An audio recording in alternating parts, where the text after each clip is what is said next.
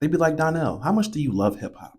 I love it to a point I can't even describe it. I'm so passionate about hip hop, man. Like, I don't know what era everybody else come from, but when I listen, man. I genuinely feel that way. This is culture. This is not something you just play with, get some few dollars and get out.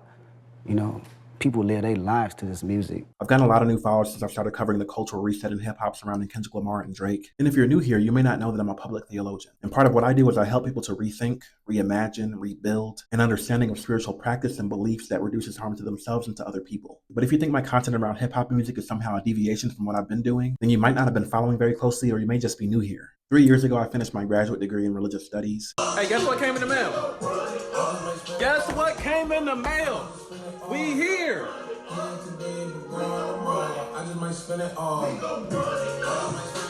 And I spent more time studying the spiritual dimensions of music than anything else, because music is and has always been a deeply spiritual thing for me. And I mean that in every sense of the word. Music is spiritual. It's vibrations, it's the word. If you even read the Bible, in the beginning, it was the word. You know what I mean? So the power of the word is intense, it's real.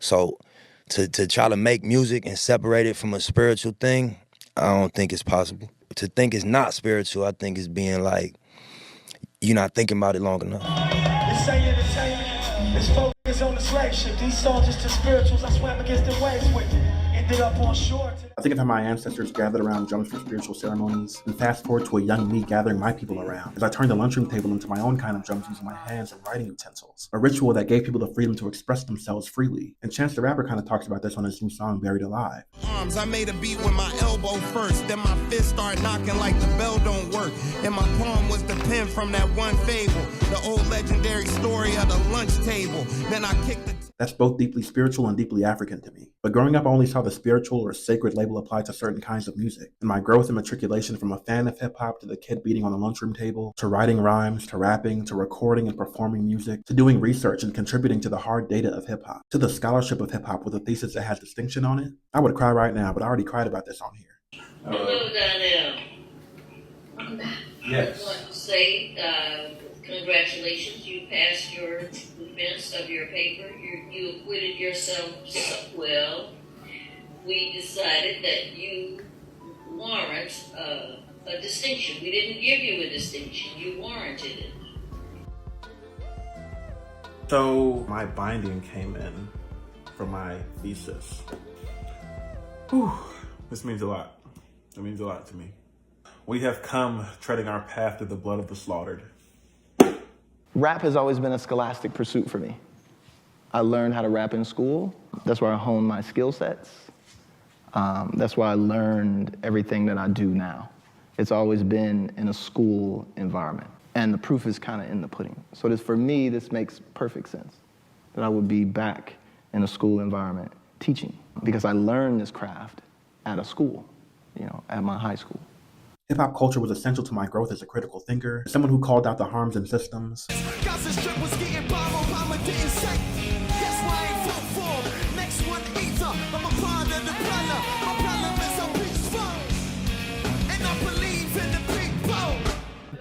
We always warring, we got them warring, interact, and we war within ourselves, Republicans and Democrats, singing who is greater when we should be is equal, and come together for the greater good of the people. Needs turn to fear, and that fear turn to violence. The government is breaking vows, we need to break the silence. They need to do a little reprioritizing. It's not a lack of money, just an incorrect appliance. And it helped me to rethink and reimagine spirituality. That's why in grad school I wrote papers like From Malcolm X to NWA and Beyond, Black Rage's Cultural Critique, or Hip-Hop Womanism and Other Tongue, or Hip-Hop as Religious Expression Among African American Youth. This all led up to my thesis, my final research paper, which was called Still Bigger Than Hip-Hop, a socio-historical, theomusicological, and womanist exegetical exploration of hip-hop as Pentecost in Acts chapter 2. Long title, I know. For me, this makes perfect sense. But what I did with that work was that I made the argument that the birth of hip-hop and the birth of the church as they describe it in Acts chapter 2, same thing. Very similar spiritual and cultural components. I named the birth of hip-hop a spiritual movement, highlighted the often overlooked role that women played in that movement, and discussed certain hip-hop artists not just as glorified poets, but as prophetic voices of divine communication to humanity. But I was talking, even in that moment, about getting us to rethink and reimagine how we understand spirituality, and how we understand and define what is considered good or holy or sacred. Like, why do we consider gospel music holy and sacred for what it does for the spiritual upliftment of people, and don't consider hip-hop in the same vein? Why is hip hop the genre most often reduced to its more controversial voices? Like, I grew up in a tradition where hip hop was called the devil's music. So where I could, I spent my time in seminary attacking those and similar questions. And at the end of my research journey, as I sat to defend my thesis from my house because we were still on lockdown, this was the result. We decided that you warrant a distinction. We didn't give you a distinction. You warranted it. We hope that you will continue this work. We just want to congratulate you.